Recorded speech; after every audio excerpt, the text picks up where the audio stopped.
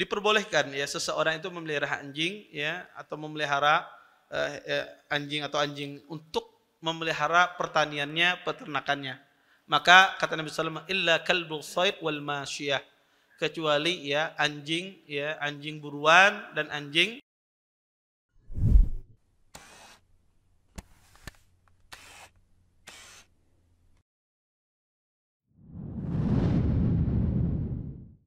Assalamualaikum warahmatullahi wabarakatuh. Innal hamdalillah nahmaduhu wa nasta'inuhu wa nastaghfiruh wa na'udzu billahi min shururi anfusina wa min sayyiati a'malina. May yahdihillahu fala mudilla lahu wa may yudlil fala hadiya lahu. Asyhadu an la ilaha illallah wahdahu la syarika lahu wa asyhadu anna Muhammadan abduhu wa rasuluh. Fa inna asdaqal hadits kitabullah wa khairul hadi hadi Muhammadin sallallahu alaihi wasallam wa syarrul umuri muhdatsatuha wa kullu muhdatsatin fid din bid'ah wa kullu bid'atin dhalalah wa kullu dhalalatin finnar. Amma ba'd. Bapak-bapak, ibu-ibu, ikhwan dan akhwat yang dimuliakan oleh Allah Subhanahu wa taala. Alhamdulillah, segala puji bagi Allah Subhanahu wa taala dengan limpahan nikmat yang begitu besar, di antaranya nikmat iman, nikmat Islam, nikmat kesehatan, sehingga kita semua diberikan kemudahan oleh Allah Subhanahu wa taala untuk bisa berhadir di majlis ilmu. Mudah-mudahan apa yang kita pelajari, apa yang kita tuntut pada malam hari ini mendatangkan keberkahan dari Allah Subhanahu wa taala dan kita bisa mengambil manfaat dari apa yang akan disampaikan nantinya. Bapak, Ibu, ikhwan dan akhwat yang dimuliakan oleh Allah Subhanahu wa taala, kita lanjutkan kajian kita tentang syarah kitab Bulughul Maram. Kita masuk masih pada bab tentang masalah pencurian. Wa an Abi Umayyah Al-Makhzumi radhiyallahu taala anhu qala أتي رسول الله صلى الله عليه وسلم بلص قد اعترف اعترافا ولم يوجد معه متاع فقال له رسول الله صلى الله عليه وسلم ما إخالك سرقت؟ قال بلى، فعاد عليه مرتين أو ثلاثا فأمر به فقطع وجيء به فقال استغفر الله وتب إليه. فقال أستغفر الله وأتوب إليه. فقال اللهم تب عليه ثلاثا. أخرجه أبو داود واللفظ له وأحمد والنسائي ورجال ثقات. Dari Abu Umayyah Al-Makhzumi radhiyallahu taala anhu, beliau berkata, ada seorang pencuri yang sudah mengakui akan perbuatannya dihadapkan kepada Rasulullah sallallahu alaihi wasallam. Namun barang curiannya tidak ditemukan.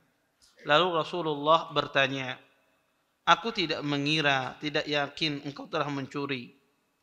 Kemudian orang itu pun menjawab, "Sungguh aku benar telah mencuri."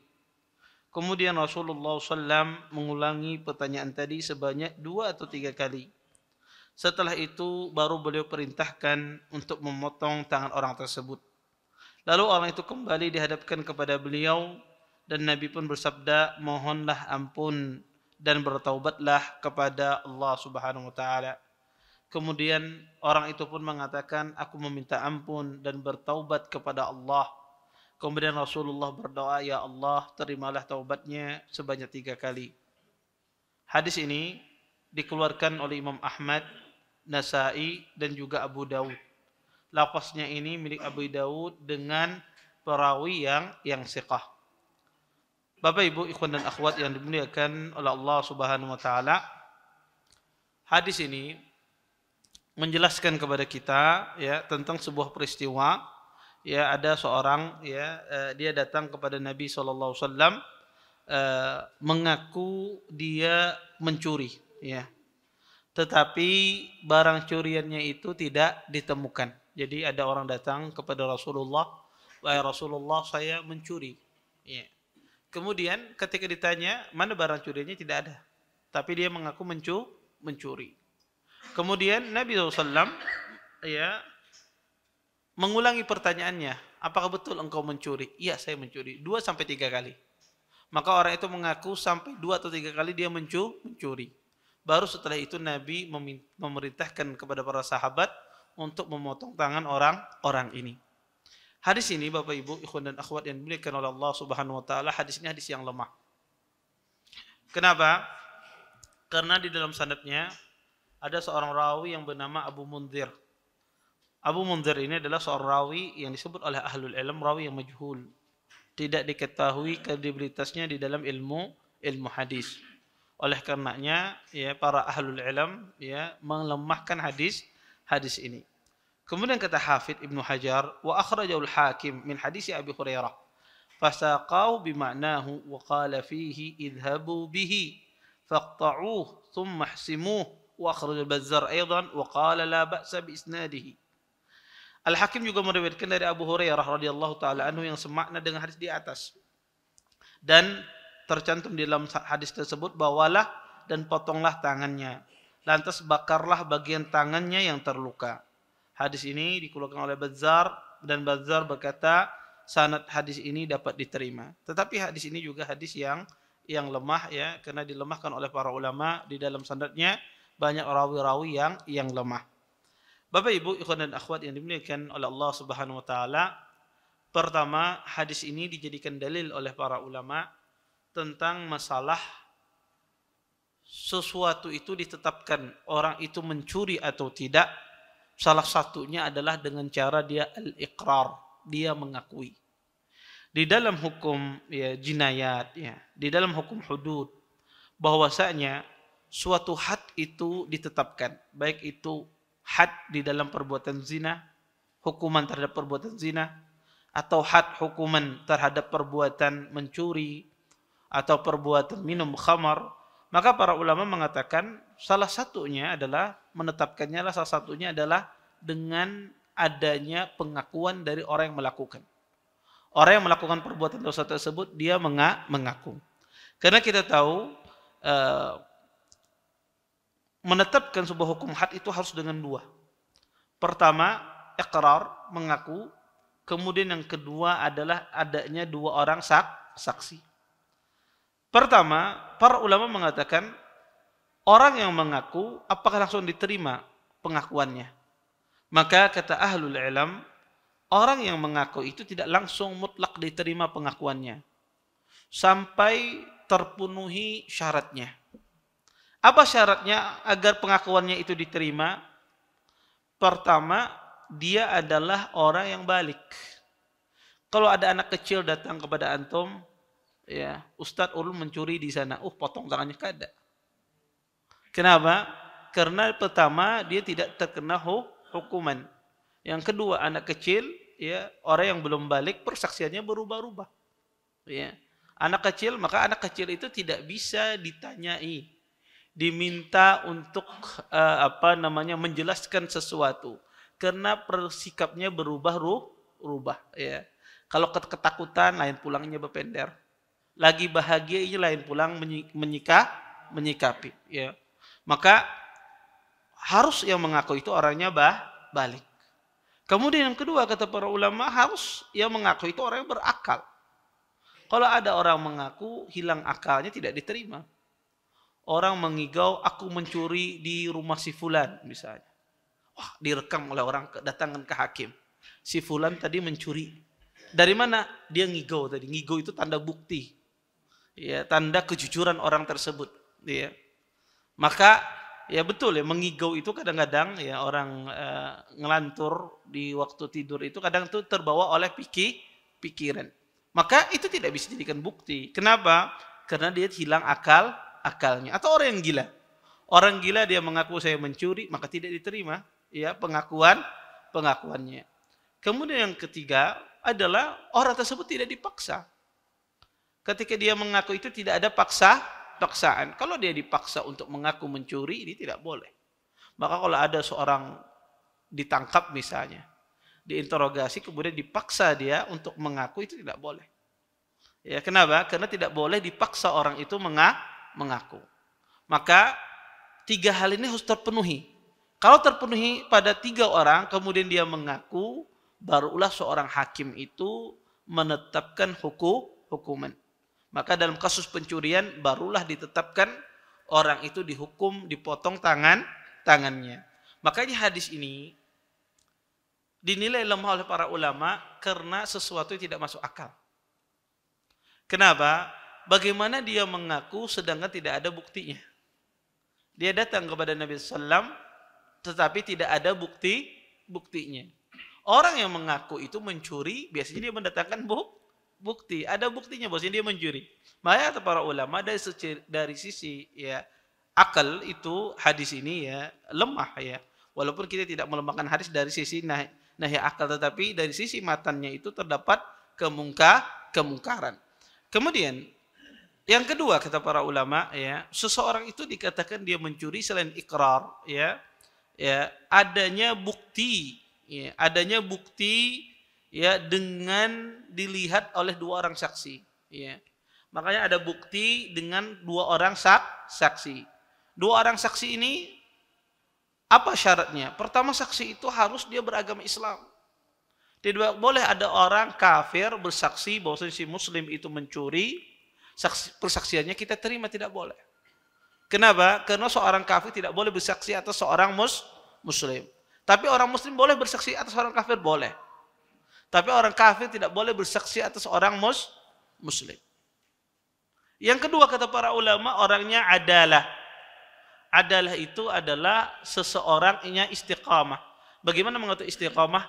Dia ya perbuatan baik yang dia lakukan lebih banyak daripada perbuatan jeleknya. Kalau orang itu banyak sering melakukan kebaikan, sering melakukan perbuatan khair, ya, maka itu disebut orang memiliki adalah. Dan tidak diketahui dia suka berdusta, ya, atau orang tersebut ya tidak diketahui dia melakukan kefasikan.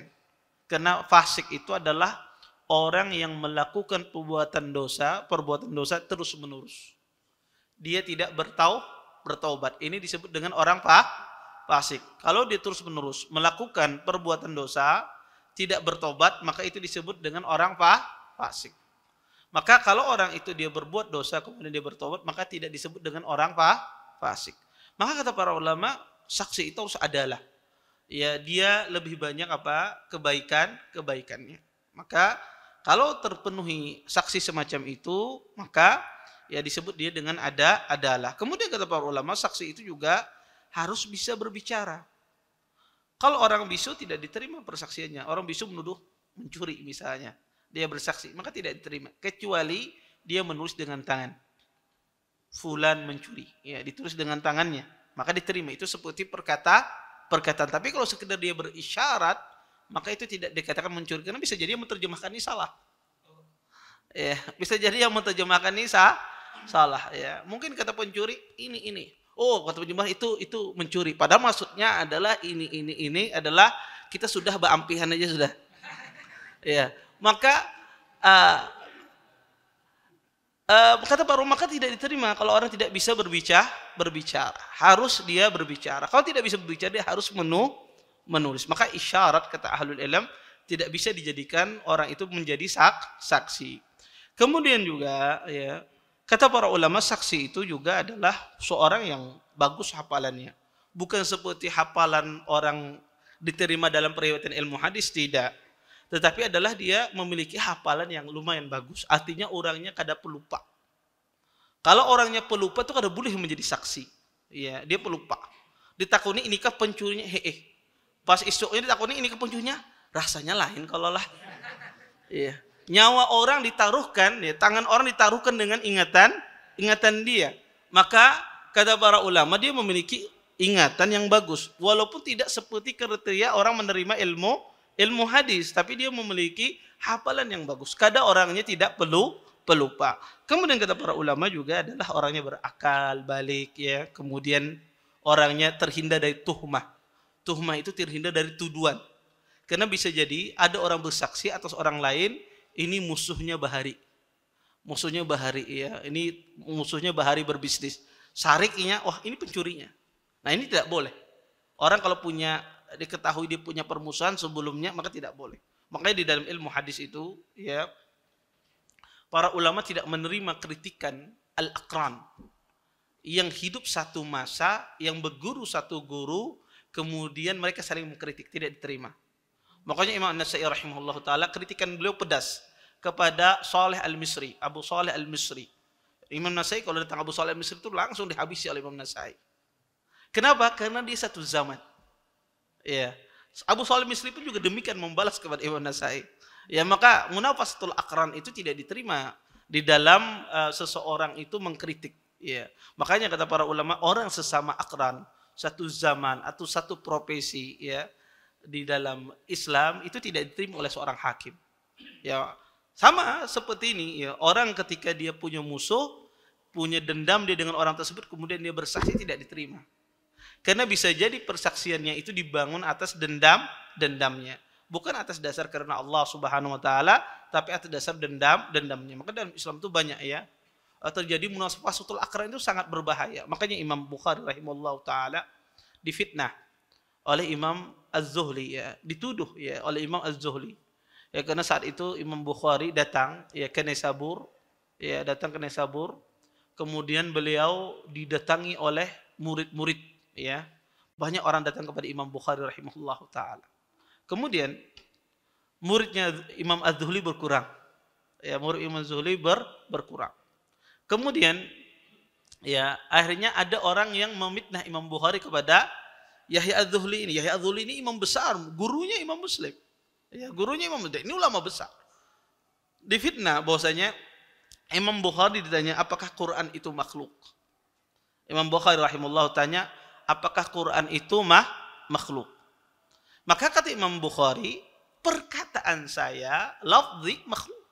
Perkataan yang saya ucapkan ini adalah makhluk. Al-matlu yang dibaca yaitu Quran itu bukan makhluk. Kemudian disampaikanlah kepada Imam Yahya Az-Zuhli bahwasanya ya Imam Bukhari mengatakan Al-Quran itu makhluk. Akhirnya Imam Yahya Az-Zuhli mentahdir Imam Bukhari. Ya ditahdir oleh Imam Bukhari. Sampai Imam Muslim pun marah. Akhirnya Imam Muslim membawa ya buku beliau ya yang beliau riwayatkan dari Yahya Az-Zuhli, di atas keledainya dikembalikan, saya tidak mau lagi meriwayatkan dari Anda. Karena Imam Bukhari gurunya Imam Muslim. Maka orang pun meninggalkan Imam Bukhari. Sampai Imam Bukhari diusir dari kota Naisabur. Ya. Maka beliau disitulah beliau menulis kitab Khalqu Af'alil Ibad. Ya, masalah perbuatan seorang hamba. Bahwasanya perbuatan seorang hamba itu adalah makhluk. Maka munafasatul aqran itu terjadi zaman dahulu. Zaman dahulu dari masa ke masa.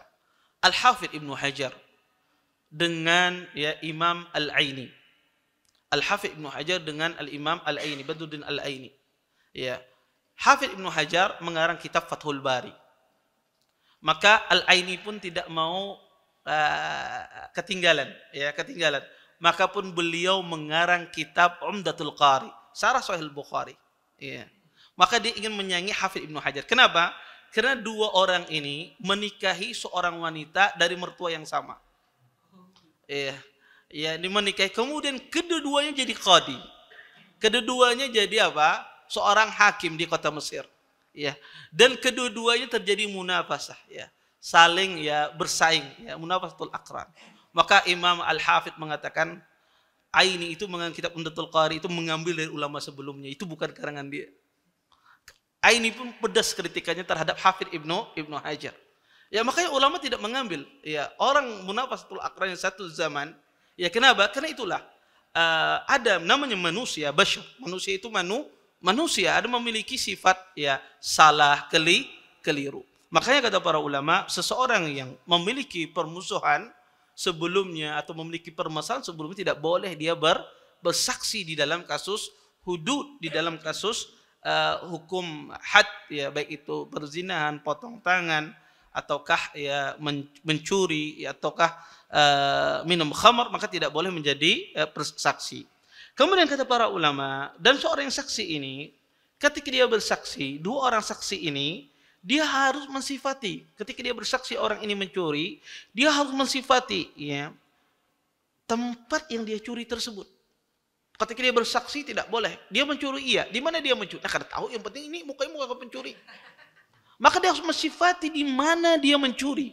tempat di mana dia mencuri. Kemudian dia mensifati jenis yang dia curi itu berapa, jenisnya apa, kira-kira jumlahnya berapa. Kemudian dia harus mensifati juga waktu mencurinya itu kapan. Kalau dua orang saksi ini berselisih, ini mencurinya, ini bilang kapan dia mencuri, hari Ahad. Yang satu tidak, dia mencurinya hari Senin semalam. Berbeda persaksian, maka tidak diterima. Maka dia harus sama persaksian dua orang ini. Kalau satunya berbeda, maka tidak diterima oleh seorang hakim. Oleh karena itu kata para ulama, kalau ada sifat yang semacam ini, barulah dilaksanakan hukum potong tangan. Kemudian para ulama khilaf, kalau seandainya ada orang mengaku dia mencuri, apakah dia harus mengaku lebih dari satu kali? Ataukah cukup dia mengaku hanya satu kali, saya mencuri? Kemudian langsung seorang hakim memotong tangannya. Ataukah seorang hakim itu harus mengulang 2 sampai 3 kali? Di hadis ini Nabi SAW mengulang 2 atau sampai 3 kali.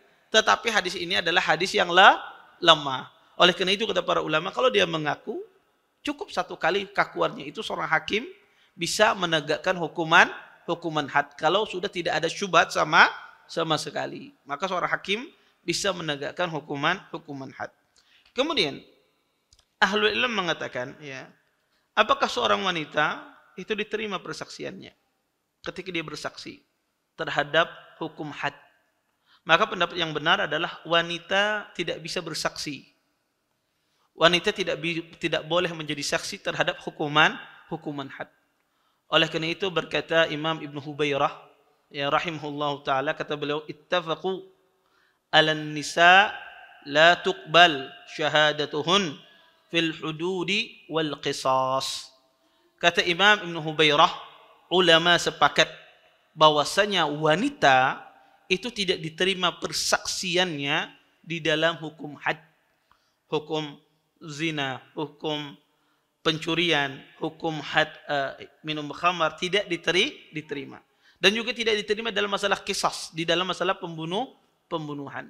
Maka tidak boleh diterima. Oleh karena itu kata para ulama, seseorang ya tidak boleh dia mengambil persaksian seorang wanita dalam masalah menentukan hukuman had. Kenapa? Karena pertama, sebagaimana dikatakan oleh Nabi SAW, bahwasanya wanita ini nisfu aqlin wa dinin. Ya, dia setengah akalnya dan setengah agamanya. Kadang persaksiannya itu sesuai dengan atifiyah, dengan perasaan. Dan ini bahaya. Kalau dia bersaksi dengan perasaan, dia gergitan lawan orang ini, persaksiannya lain. Iya, dia tidak senang dengan orang ini, maka persaksiannya lain. Makanya kata para ulama tidak diterima persaksian seorang wanita. Kemudian, kalau seandainya ada seseorang dicurigai dia melakukan sesuatu, kemudian dan bukti-bukti mengarah kepada dia, apakah orang tersebut dia mengaku agar diringankan hukumannya, ataukah tetap dia tidak mengaku? Contoh misalnya, pian kada mencuri, tapi bukti-bukti mengarah kepada pian. Kalau pian mengaku, diringankan hukumannya. Kalau tidak mengaku, tidak diringankan hukumannya. Mana yang harus kita lakukan? Imam Ibnu Qayyim rahimahullah ta'ala, beliau menyebutkan sebuah cerita. Kata beliau, ada seseorang zaman dahulu, ya diceritakan oleh Imam Ibnu Qayyim, orang zaman dulu disuruh dia menyembelih kambing, menyembelih hewan. Maka dia menyembelih hewan. Ketika dia menyembelih hewan, ya di belakang rumahnya, menyembelih hewan di belakang rumahnya dia sembelih. Tentu orang ketika menyembelih itu membawa pisau, kemudian berlumuran darah pasti. Ketika dia menyembelih, selesai pemacam, dia keluar ke depan rumahnya, ternyata ada orang sedang bersimpah darah, mati. Dan orang itu, ya, yang menyembelih ini dia membawa pisau. Kemudian datang, ya, polisi pada masa itu disebut dengan syurti, datang kemudian langsung orang ini dituduh. Bahwasanya dia dituduh melakukan kejahatan pembunuhan. Kenapa? Orang itu mati di hadapannya, dia membawa pisau, darah ada di bajunya. Bukti mengarah kepada orang tersebut. Akhirnya orang ini pun dia memikir, kalau saya mengaku, saya mengatakan tidak, pasti tidak ada yang percaya. Ya pasti tidak ada percaya. Akhirnya pun dia mengaku, ya sudah, saya membunuh. Padahal dia tidak membunuh. Kemudian dia mengaku saya membunuhnya katanya. Akhirnya ketika dia hendak ditangkap, hendak dibawa, pembunuh aslinya kasihan. Akhirnya dia keluar, saya yang membunuh ini, bukan dia. Ya, saya yang membunuh ini bukan dia. Akhirnya orang ini diselamatkan. Maka kata Imam Ibnu Qayyim rahimahullah taala, dari kejadian ini kata beliau, walaupun bukti itu mengarah kepada kita tapi kita tidak melakukannya, maka tidak boleh kita mengaku. Ya, di dalam kasus apapun, walaupun bukti, selama kita itu tidak pernah melakukan sesuatu, tidak boleh kita mengaku. Walaupun bukti itu mengarah ke arah kita. Maka seperti yang terjadi pada Aisyah radhiyallahu taala anha. Ketika Aisyah radhiyallahu taala anha dituduh berzina oleh orang-orang munafikin di kota Madinah, ya. Maka kata Aisyah, ya, kalau saya katakan tidak, ya, hati kalian, kata Aisyah, telah membenarkan fitnah tersebut. Tidak ada faedahnya, kata Aisyah, tapi saya katakan saya tidak pernah melakukannya. Aisyah tidak pernah mengaku. Ya. Maka apapun, kata para ulama, kejadian, walaupun semua bukti itu mengarah kepada Anda dan Anda tidak pernah melakukan hal tersebut, tidak boleh mengaku. Apapun keadaannya. Baik, kita lanjutkan pada hadis berikutnya. Wa an Abdurrahman ibn Auf radhiyallahu taala anhu, anna Rasulullah sallallahu alaihi wasallam qala, la yaghramu as-sariq idza uqima 'alaihi al-hadd. Rawahu an-Nasa'i wa bayyana annahu munqati'un. Wa qala Abu Hatim huwa munkarun. Dari Abdurrahman bin Auf radhiyallahu taala anhu, sesungguhnya Rasulullah SAW bersabda, jika pencuri sudah dijatuhi hukuman, maka dia tidak perlu mengganti barang curiannya.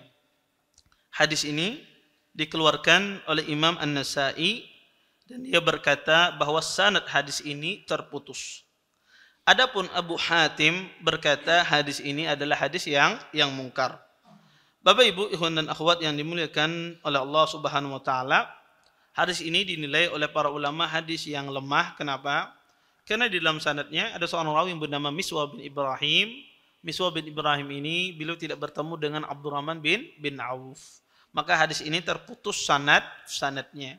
Oleh karena itu para ulama menghukumi hadis ini adalah hadis yang lemah. Bapak Ibu, ikhwan dan akhwat yang dimuliakan oleh Allah Subhanahu wa taala, hadis ini menjelaskan bahwasanya kalau ada seorang mencuri kemudian dipotong tangannya, maka tidak perlu dia mengganti uang yang dia curi tersebut. Ini mafhum dari hadis yang kita bacakan tadi. Pertama, Bapak Ibu, pencuri itu ketika dia melakukan pencurian, dia melakukan 3 kerusakan. Seorang pencuri ketika dia mencuri, maka dia melakukan 3 kerusakan. Kerusakan pertama, ya atau dikatakan adalah melakukan 3 hal yang maksiat, 3 maksiat atau 3 kerusakan. Kerusakan yang pertama adalah dia adalah melakukan kezaliman terhadap haknya Allah. Ya, terhadap haknya Allah Subhanahu wa taala, karena dia melakukan maksiat, melanggar perintah Allah Subhanahu wa taala. Allah melarang seseorang mencuri. Maka dia langgar larangan Allah tersebut. Yang kedua, kata para ulama, orang yang mencuri itu menimbulkan kebencian, permusuhan kepada orang yang dicuri dan merugikan orang yang dicuri. Ketika dia mencuri, maka pertama dia merugikan orang yang dicuri, hartanya diambil habis. Yang kedua, menimbulkan permusuhan pada orang tersebut, dia dendam, hartanya diambil. Kemudian yang ketiga, kata para ulama, 3 kerusakan. Kerusakan yang ketiga yang ditimbulkan oleh pencuri ini adalah menjadikan orang merasa tidak aman. Baik orang yang dicuri ataupun orang yang tidak dicuri. Pian kalau tinggal di kampung, istilahnya dikatakan kampung itu kampung pencuri, kada nyaman pian. Kampungnya dikenal dengan kampung pencuri, kampung maling jurang. Ya.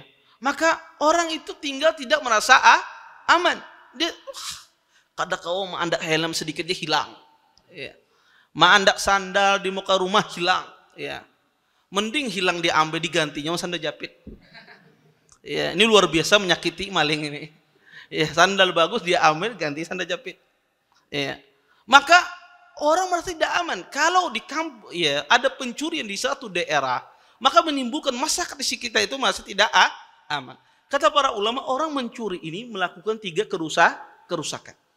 Maka ketika dipotong tangannya, maka pertama ini terpenuhi haknya siapa? Haknya Allah saja. Ketika dipotong tangannya si pencuri ini ketika dipotong tangannya kita memenuhi haknya siapa? Hukuman Allah. Haknya manusia mana? Oleh karena itu kata para ulama, salah satu mungkarnya hadis ini yang kita bacakan ini, di sini tidak menyelesaikan haknya manusia. Kalau seandainya dia dipotong tangannya, ya, kemudian hak manusia itu tidak diganti, mana haknya dia? Karena potong tangan itu berkaitan dengan haknya Allah Subhanahu wa taala. Ya, kalau ada orang mencuri harta orang 1 miliar, 10 miliar, sudah dia curi. Kada apa-apa lah anak mencuri 10 miliar dipotong tangan, kada apa-apa, yang penting dapat duit 10 miliar. Ya. Ya. Maka kata para ulama, ketika dicuri uang orang 10 miliar, orang yang menjadi miskin, dia tidak ada faedahnya, tangan pencuri dikasihkan kepada dia, tidak ada faedahnya. Dia butuh uangnya dikembalikan. Maka kata para ulama, salah satu mungkarnya hadis ini, karena di sini melalaikan haknya manusia. Ketika yang dicuri tersebut. Oleh karena itu di dalam Islam, orang yang mencuri, ketika dia mencuri, maka dia selain dipotong tangannya, maka dia harus mengganti barang yang dicuri. Ya, dia harus mengganti barang yang dicuri. Kalau barang itu masih ada di tangan dia harus dikembalikan. Kalau tidak ada maka diambil dari harta orang tersebut, ya dihitung, diganti sesuai dengan barang yang dia curi. Kemudian haknya orang lain, haknya manusia. Ketika ya banyaknya terjadi pencurian, bagaimana menimbulkan aman kepada manusia? Makanya potong tangan itu dipotong di hadapan orang. Sehingga ketika dipotong di hadapan orang banyak, orang merasa tenang. Pencurinya didapatkan. Ya, pencurinya dipotong tangannya. Menimbulkan ketenangan di masyarakat. Ya, makanya itu dipotong tangan, dilihat oleh orang. Atau diketahui oleh orang. Yang hilang tangan kanan itu pencuri bahari. Ya, maka orang merasa tenang. Ya, kalau pencuri itu tidak diketahui orang tidak tenang dalam hidup di masyarakat. Jangan-jangan masih ada pencurian. Jangan-jangan masih ada yang mengambil di rumah kita. Makanya kata para ulama, salah satu menunjukkan hadis ini lemah, kata ahlul ilm, bertentangan dengan kaidah syariah. Kaidah syariah itu namanya hak manusia itu, apapun hak manusia itu harus dikembalikan. Nah, ya, walaupun kita tidak boleh juga melemahkan hadis kalau bertentangan dengan kaidah. Ya, kadang sebagian orang hadis ini lemah kenapa? Karena bertentangan dengan kaidah, ini keliru. Ya. Tetapi melemahkan hadis tetap dari sisi sanad. Tetapi kita menjadikan bahwasanya salah satu juga yang penguat hadis ini lemah, ya, selain sanadnya lemah, bertentangan dengan kaidah yang baku di dalam agama. Baik. Kita lanjutkan hadis berikutnya. An Abdullah bin Amr bin al-As radhiyallahu taala anhuma an Rasulillah sallallahu alaihi wasallam annahu su'ila 'anil tamr al-mu'allaq faqala man asaba bi fihi min dhi hajatin ghairu muttakhidin khubnatan fala shay'a 'alayhi wa man kharaja bi shay'in minhu fa 'alayhi al-gharamah wal 'uqubah wa man kharaja bi shay'in minhu ba'd أيؤويه الجرين فبلغ ثمن المجن فعليه القطع أخرجه أبو داود والنسائي وصححه الحاكم.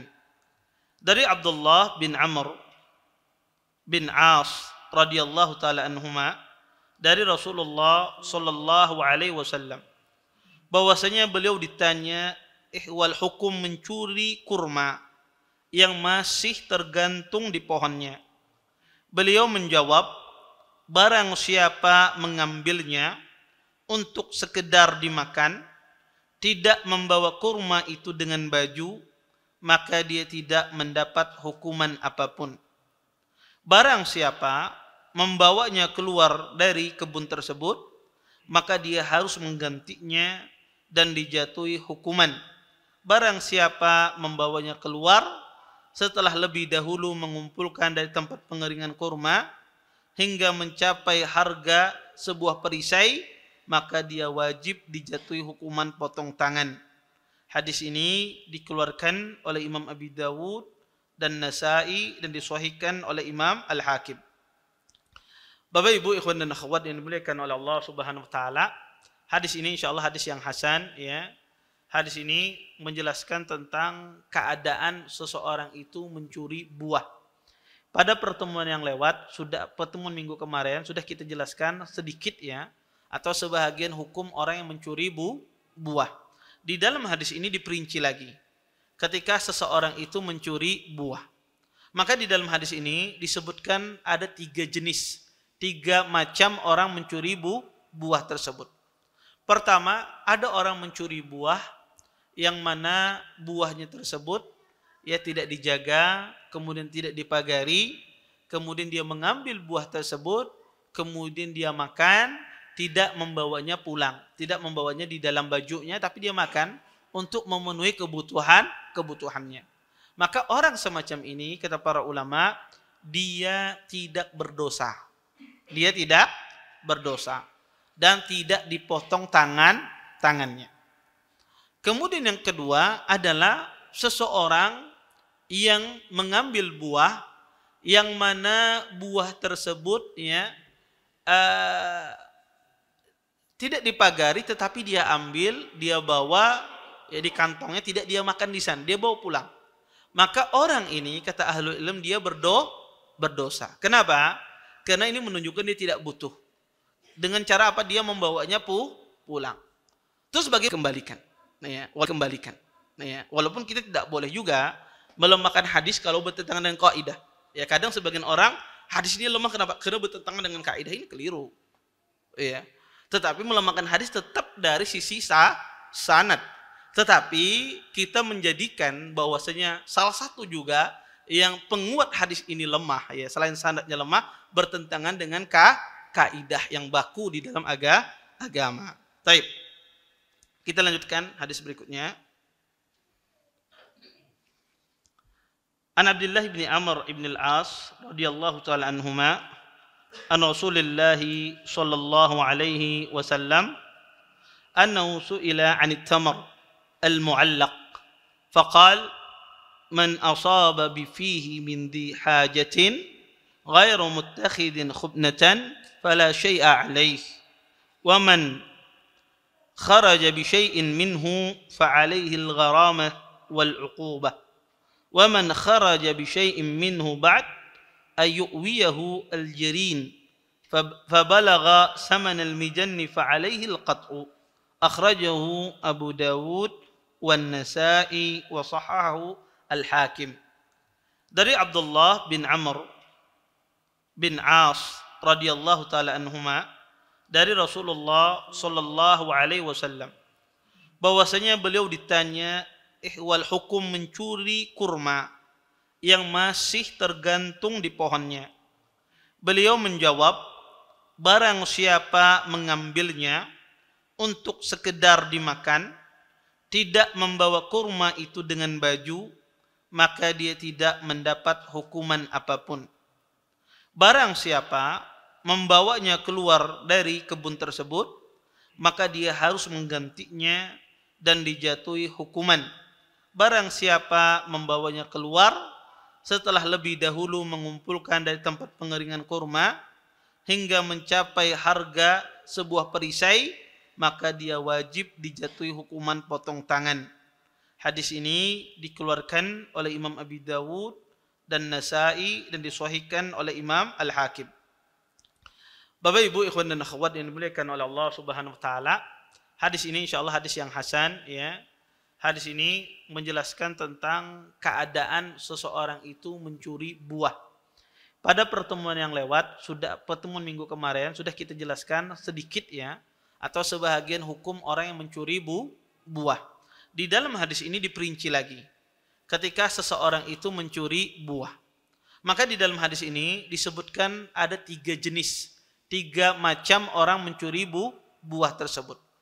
Pertama, ada orang mencuri buah yang mana buahnya tersebut ya tidak dijaga, kemudian tidak dipagari, kemudian dia mengambil buah tersebut, kemudian dia makan, tidak membawanya pulang, tidak membawanya di dalam bajunya, tapi dia makan untuk memenuhi kebutuhannya.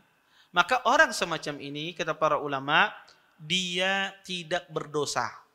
Dia tidak berdosa. Dan tidak dipotong tangannya. Kemudian yang kedua adalah seseorang yang mengambil buah, yang mana buah tersebut ya tidak dipagari, tetapi dia ambil, dia bawa ya di kantongnya, tidak dia makan di sana, dia bawa pulang. Maka orang ini, kata ahlul ilm, dia berdosa. Kenapa? Karena ini menunjukkan dia tidak butuh. Dengan cara apa? Dia membawanya pulang. Terus bagaimana Ustadz kalau seandainya buah itu dipagari, ya kebun itu dipagari, kemudian kita ambil, kita lapar, kita ambil, kita makan, ya tidak kita bawa pulang, tapi masalahnya itu dipagari atau ada penjaganya. Pas penjaganya lagi ya buang air kecil, saya ada misalnya, atau maka dia curi di tempat yang sudah dikhususkan, dia ambil dan harganya ada harga perisai. Maka orang semacam ini dia dipotong tangannya. Taib. Kalau seandainya Ustadz ulun curi, ya dia curi apel tersebut, ya tetapi sebelum dia keluar dari rumah, ya orang tersebut dia makan dulu sebagian, dia hitung kurang dari 1 juta ini harganya. Insya Allah ada potong tangan. Iya, maka apakah potong tangan? Tidak. Ya kalau dia diambil, walaupun sebelum diambil itu jumlahnya adalah kena sesudah mencapai nisabnya, sudah mencapai hitungan 1/4 dinar, tapi dia makan di sana ternyata berkurang, maka dia tidak kena potongan tangan. Tapi dia dihukum oleh seorang hakim dan dia berdosa. Maka hadis ini menjelaskan 3 keadaan tadi. Ya 3 keadaan orang mencuri. Maka yang dipotong tangannya adalah ketika buah itu sudah dipetik dan disimpan. Adapun selama buah itu ya masih berada di pohonnya, seberapapun dicuri buah tersebut, sebanyak apapun buah tersebut dicuri, dia tidak dipotong tangan orang tersebut. Kalau buah itu berada di pohonnya, maka orang mengambil ya berterak-terak misalnya buah orang, ya tidak dipotong tangannya. Tapi apa itu kembali nanti takzir, hukumannya nanti diserahkan kepada seorang hakim. Tapi dia tidak dipotong tangannya. Kapan dipotong tangan? Orang mencuri buah itu ketika buah itu sudah dipetik dan disimpan. Kemudian dia ambil dan mencapai ya hitungan 1/4 dinar. Maka merekalah orang-orang semacam itu yang dipotong tangannya. Kemudian Bapak Ibu ikhwan dan akhwat dimuliakan oleh Allah Subhanahu wa taala, kita ambil satu hadis lagi terakhir. Wa an Safwan ibnu Umayyah radhiyallahu taala anhu. Taib. Adzan dulu.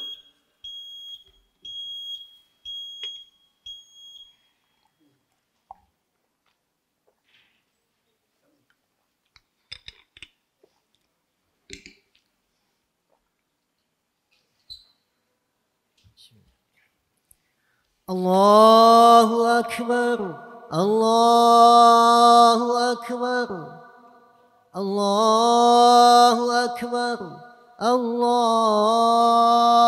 Akbar. Ashhadu an la ilaha illallah, Ashhadu an la ilaha illallah, أشهد أن محمد رسول الله أشهد أن محمد رسول الله حي على الصلاة حي على الصلاة حي على الفلاح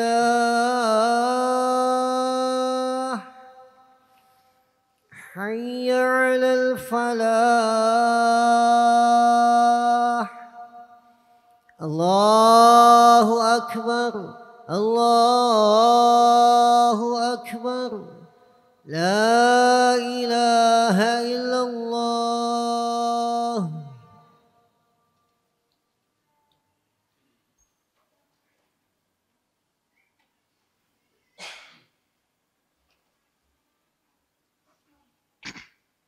Baik. Bapak Ibu ikhwan dan akhwat yang dimuliakan oleh Allah Subhanahu wa taala,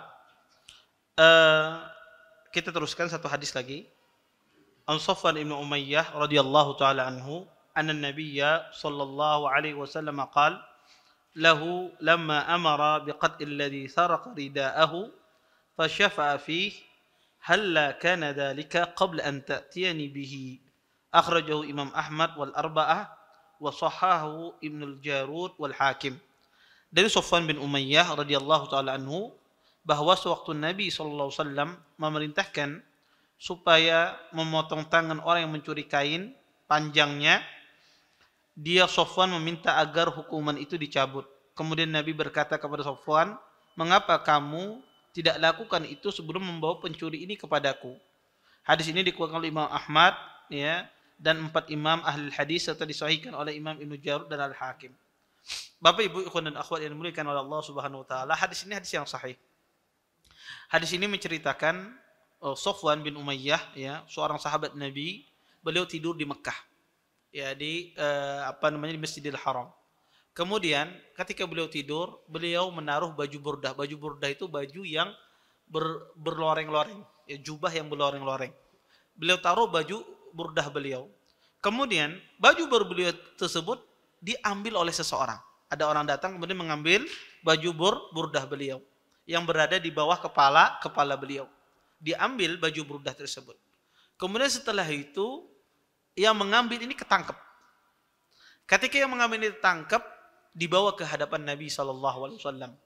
Kemudian Nabi memerintahkan ya agar orang juga tidak boleh kita menuduh sembarangan orang itu mencuri. Kasus Safwan bin Umayyah ini adalah emang orang tersebut mencuri.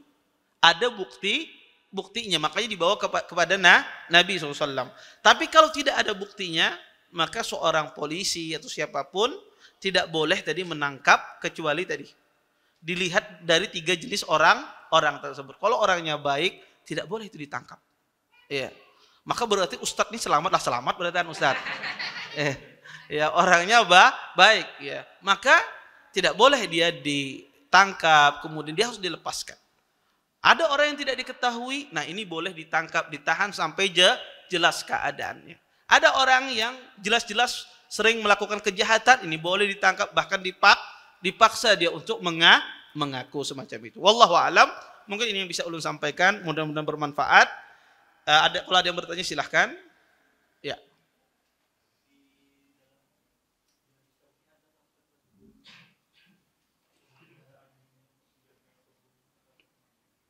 Iya. Jazakumullah khair atas pertanyaannya. Bolehkah seseorang memelihara anjing atau memelihara hewan untuk menjaga peternakannya ya atau pertaniannya? Maka ada ya, diperbolehkan ya seseorang itu memelihara anjing ya atau memelihara anjing untuk memelihara pertaniannya, peternakannya. Maka kata Nabi sallallahu alaihi wasallam, illa kalbul sayd wal masyiyah, kecuali ya anjing buruan dan anjing memelihara hewan ternak. Karena orang yang memelihara anjing itu berkurang pahalanya 1 qirat ya. Satu qirat ya. Setiap hari berkurang pahalanya satu qirat, dan 1 qirat itu sangat banyak sekali ya. Maka itu diperbolehkan ya dalam kondisi itu saja. Kalau menjaga rumah boleh tidak? Tidak boleh. Atau menjaga kantor ada anjing misalnya, karena kantornya ada pencuri banyak, tidak boleh. Ya, itu hanya diperbolehkan ketika berburu atau menjaga pertenakannya. Wallahu taala alam.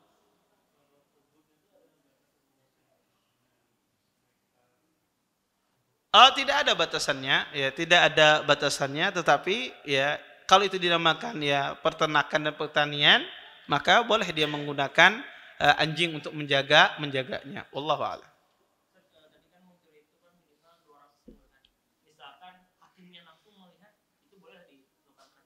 Ya, itu masuk dalam masalah hal qadi hakama bi ilmihi.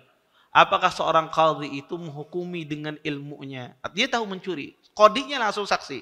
Bahkan yang dicuri itu uangnya hakim misalnya. Ya, hakimnya tahu ya, dicuri uangnya hakim. Iya, ditangkap oleh kamu mencuri, aku tahu itu uang aku. Apakah seorang qadhi itu menghukumi terhadap ilmunya? Tidak. Seorang qadhi tidak menghukumi atas dasar ilmunya. Maka selama tidak ada saksi, dua orang atau tidak orang, maka tidak bisa walaupun dia adalah seorang qadhi. Maka qadhi itu dia tidak menghukumi dengan ilmunya, tapi dia menghukumi dengan bukti yang ada. Bukti yang ada itu adalah tadi adanya saksi dua orang, kemudian ada ya tanda-tanda bukti tersebut ya. Ataukah dia mengaku.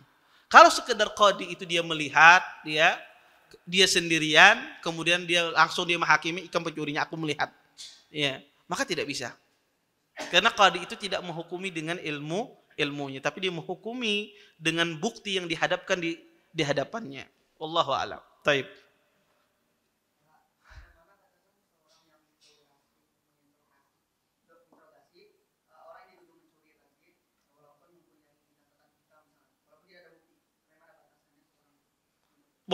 Taib, sampai mana batasnya? Boleh dia, kata para ulama, itu mengancam, ya, memaksa, menggunakan ilmu-ilmu integrasi, ya mengintegrasi orang, ya. Itu ada ilmu khusus, ya, mungkin, ya. Saya tidak paham, mungkin ada ilmu khusus bagaimana mengaku orang itu biar mengaku dia mencuri, ya. Tetapi kalau di Arab sana, kalau hakim itu kadang-kadang kalau diingin pencuri itu mengaku, kadang-kadang itu diambil, ya, sisi agamanya dia. Karena orang itu, apapun dia seorang muslim itu, kalau diingatkan hukum Allah, diingatkan ancaman Allah, diingatkan akhirat, ya, maka dia kadang tuh tersentuh. Itu sering sekali saya melihat orang itu tersentuh ketika diingatkan ayat-ayat Al-Quran, ya, dia tersentuh, ya, akhirnya dia mengatakan yang jujur. Dia mengatakan yang jujur. Tetapi kalau ada orang catatan hitam, ya, maka boleh tidak kita seorang interogasi, dia keraskan suaranya, boleh. Bahkan dengan dia mungkin nada mengancam, itu boleh. Ya, bahkan Imam Ibnu Qayyim, walaupun dipukul tidak mengapa, kata beliau. Ya, walaupun dipukul orang tersebut tidak, tentu pemukulan ini tidak menimbulkan mudarat. Maka itu tidak mengapa sampai dia mengaku. Ya, maka itu, ya, itulah batasannya. Ya, batasnya tentu tidak menimbulkan mudarat pada orang tersebut. Dia disuruh untuk mengaku, disuruh untuk sampai dia mengaku. Tapi kalau bukti tidak menunjukkan dia melakukan demikian, maka tidak boleh. Contoh misalnya, dia punya catatan kriminal, orangnya di rumah, kemudian ada kehilangan di masjid, orangnya tidak tahu apa-apa, bahkan dia safar di luar daerah, pas datang dituduh, Ika mencuri seminggu yang semalam, pada orang gak ada. Kenapa? Karena Ika mantan maling misalnya. Ya, maka tidak boleh. Jadi kapan dia ditangkap itu kalau ada bukti mengarah di dia.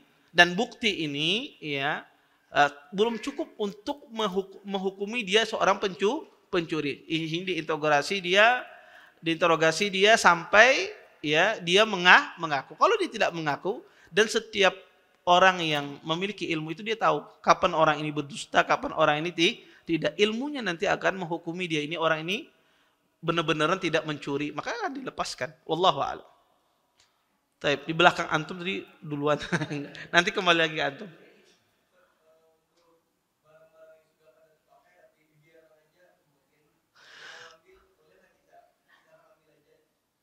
Itu barang antum.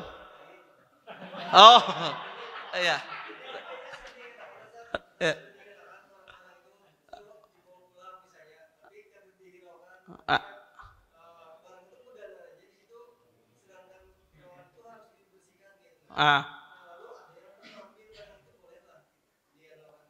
Padahal itu barang itu bukan milik antum, tapi dia izin sama antum.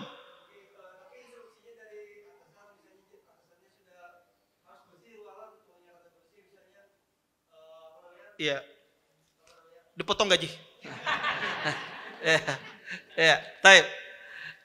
Pertama, kalau seseorang, ya, diinstruksikan untuk membersihkan di dalam ruangan, tidak ada barang yang tersisa, mafhum dari perkataannya dia bahwasanya pokoknya dikeluarkan, mau dikasihkan kah, mau dihadiahkan kah, mau dijual, tidak ada masalah. Itu menunjukkan bahwasanya barang itu dihadiahkan. Maka kalau ada orang mengambil, maka silahkan.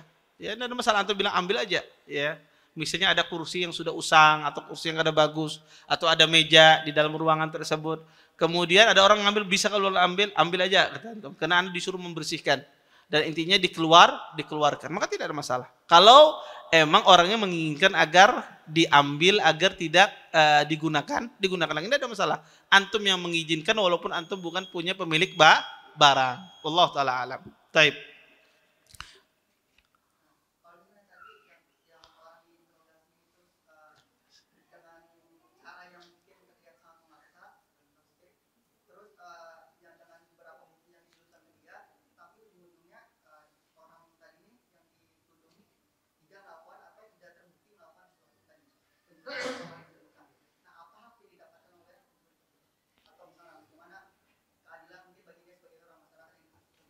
Iya, kalau seandainya hakim tersebut ya dia dituduh kemudian dia mungkin dipenjara apa macam, maka dia harus diganti rugi. Diganti rugi. Saya punya teman dulu, satu angkatan. Ini cerita ya. Satu angkatan teman saya juara satu di kuliah. Ya. Dan subhanallah pada saat itu dia pergi ke Jeddah mau pulang. Dia berteman satu orang ini ada punya pemikiran takfiri khawarij. Qadarullah dia satu mobil kemudian ketangkap. Ketangkap dan dipenjara selama 1 tahun. Dipenjara selama 1 tahun karena untuk melihat buktinya ada apa tidak, karena dia berduaan, ya. Dan kebetulan berduaan dalam satu taksi dan itu teman dia di negaranya dia. Rencananya pengen pulang bersama-sama. Ya. Dan qadarullah setelah dia diproses selama 1 tahun ternyata tidak ada bukti. Tidak ada bukti, akhirnya pemerintah mengganti rugi. Ya, bahkan dengan diganti rugi itu dia nikah yang kedua. Dengan dia bangun rumah ya bisa dengan ganti rugi tersebut ya, semacam itu. Jadi harus mengganti. Ya, hakim harus mengganti kalau dia salah ya dalam menangkap seseorang. Taib. Bagaimana hukumnya jika ada seorang pencuri yang dimaafkan oleh korban, pemilik barang atau uang yang dicuri, namun korban ingin pencuri tetap dihukum dengan dalih agar jadi efek jera bagi khalayak?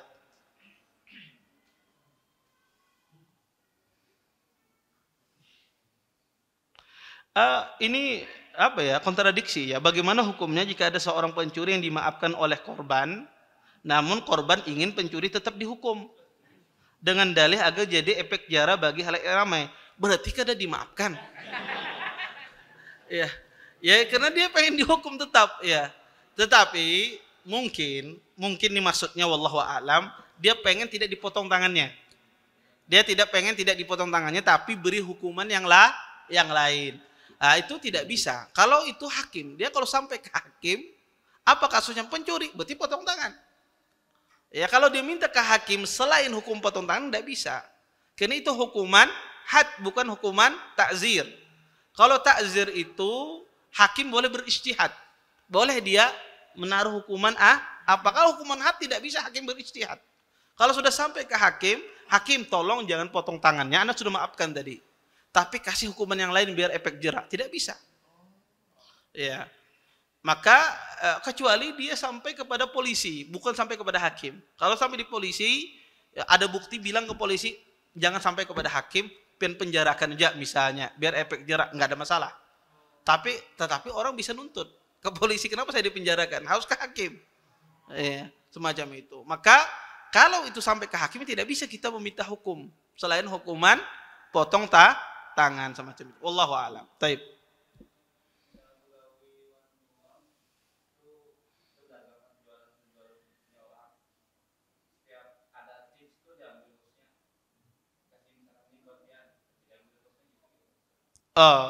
Kita bekerja sama seseorang, kemudian kita dikasih tip oleh seseorang, kemudian diambil bos kita tip tersebut. Boleh tidak? Boleh, itu haknya bos emang. Jadi kalau ada baksis istilahnya itu, ya seseorang ya, dan dia ownernya misalnya, ownernya di perusahaan tersebut, kemudian dikasih baksis istilahnya itu, dikasih ini untuk kamu, kemudian bosnya mengambil, itu haknya bos. Kada boleh ya. Maka jadi itu disebut dengan istilah gulul. Jadi atau disebut dengan hadiatul ummal, mengasih hadiah kepada pekerja. Maka kalau pekerja itu bekerja di lembaga negara, maka walaupun bosnya mengizinkan kada boleh. Kenapa? Karena pemimpin kita yang di PNS misalnya, maka itu bukan pemimpin kita, dia pegawai juga sebetulnya. Cuma jabatannya saja tinggi. Maka yang mengaturnya adalah undang-undang di suatu negara tersebut atau regulasi pemerintah. Oh, bos ulun mengizinkan aja, kepala dinasnya mengizinkan aja. Ya ambil aja ikam, nanti bagi uang aku ada masalah misalnya. Mainnya kada boleh ya, walaupun diizinkan ya kada boleh karena itu aturan negara. Aturan negara tidak membolehkan. Tetapi kalau swasta itu kalau diizinkan oleh yang punya perusahaan tersebut, oleh yang punya lembaga tersebut dia mengizinkan. Kalau Ika dapat sesuatu lah, julung lawan aku misalnya, harus kita julung, itu haknya dia. Atau dia katakan kalau Ika dapat sesuatu ambil aja, makanya boleh, tidak ada masalah. Nah tetapi seseorang juga, ya seorang yang di lembaga, ini biasanya ini masalah ini sering ditanya ini ke guru-guru, sering ini masalah yang apa guru, pengajar ya, ini dilema emang bagi guru-guru ya, ustadz ya macam dikasih hadiah ya oleh kadang wali murid itu dia bukan untuk menyogok, tidak, dia senang sama ustadz ini, senang sama guru ini, disiplin, rajin, dia ingin berbuat baik, anaknya bisa, kemudian dikasih hadiah. Maka ini kembali kepada pimpinan lembaga tersebut, bukan kepala sekolahnya, tapi yang punya sekolahan. Kalau dia mengatakan bahwasanya boleh guru itu menerima hadiah, ya boleh, tidak ada masalah. Tetapi juga kepala lembaga itu harus dia memperhatikan mudarat. Namanya manusia itu kalaupun dikasih, ya tetap ada aja perasaan apa ketika sang anak ini menjawab, butulkan aja kasihan. Ya nekatkannya aja nilainya pasti ada sifat rahmahnya. Makanya afdalnya kalau pemimpin lembaga punya lembaga, maka memberikan hadiah mungkin boleh diterima ketika kenaikan kelas. Ya ketika kenaikan kelas sudah rapot diterima, kemudian anak itu tidak diajar lagi oleh guru tersebut ya karena jenjang berikutnya, maka boleh bikin peraturan demikian. Itu lebih baik, itu lebih aman sehingga apa? Terjaga hati ustadz tersebut. Karena akan dia aja tidak ada lagi hubungan dengan orang tuanya tadi ya. Tetapi kalau dari awal lembaga itu mengizinkan, tidak ada masalah, itu swasta. Itu hak lembaga. Kalau dia mengizinkan tidak mengapa mengambil. Tetapi juga harus diperhatikan maslahat yang lain. Wallahu a'lam. Baik. Saya terakhir.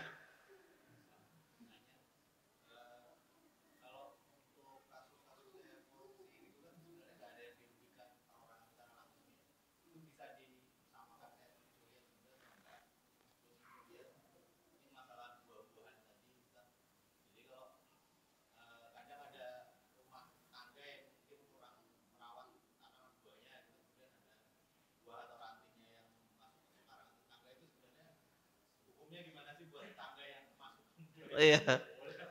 Iya, pertama orang yang korupsi. Orang korupsi itu apakah dikatakan mencuri? Tidak. Korupsi itu tidak dikatakan sarikah.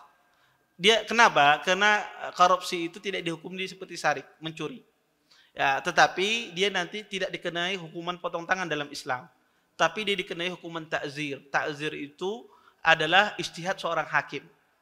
Apa ijtihad dia? Di penjara misalnya. Hakim beristihad, korupsi semacamnya harus dipenjara seumur hidup, dipenjara 10 tahun. Itu kembali kepada hakim, di mana dia melihat maslahatnya. Karena korupsi itu bukan pencuri. Ya, karena pencuri itu adalah dia mengambil ya di tempat yang tersimpan ya, tempat yang disimpan. Kalau korupsi itu adalah dia melakukan tipu daya. Dia melakukan tipu daya, ya markup harga misalnya atau kong kali kong dengan yang lain. Maka itu bukan makna dari pencurian. Ya, itu dia maknanya adalah makna yang lain disebut dengan ikhtilas atau semisalnya. Maka hukumannya ini takzir. Takzir itu bisa hukumannya lebih parah daripada potong tangan, bisa jadi lebih ringan. Itu kembali kepada masalah seorang hakim itu sendiri, kemana dia melihat arah tersebut. Ya, makanya disebutkan ya saya lupa ceritanya di daerah mana, ada seseorang dilaporkan ya di tempat tersebut, di daerah tersebut banyak anak-anak itu durhaka sama orang tuanya. Ya disebutkan itu daerah itu terkenal ya, anak-anak itu durhaka sama orang tuanya, tidak menghargai orang tuanya. Akhirnya dilaporkan ke hakim. Akhirnya ada seorang anak yang durhaka sama orang tuanya, ya ditangkap, kemudian sama hakim dipotong, dihukumi untuk dibunuh, dikisah, ya dibunuh. Ketika dibunuh satu anak itu yang durhaka tersebut, semuanya kota tersebut anaknya menjadi anak yang berbakti semua. Ya semuanya menjadi apa? Anak yang taat sama orang tuanya, luar biasa baktinya. Karena itu ijtihad seorang hakim, dia melihat maslahatnya kemana. Bisa jadi hukumannya lebih keras, bisa jadi hukumannya lebih ringan. Dia melihat maslahat yang didapatkan. Adapun masalah buah yang jatuh atau rantingnya ke pengarangan kita, bolehkah kita makan buah tersebut? Tidak boleh. Ustaz, ratiknya sebagai upah ratiknya banyak. Ini tetap juga tidak boleh.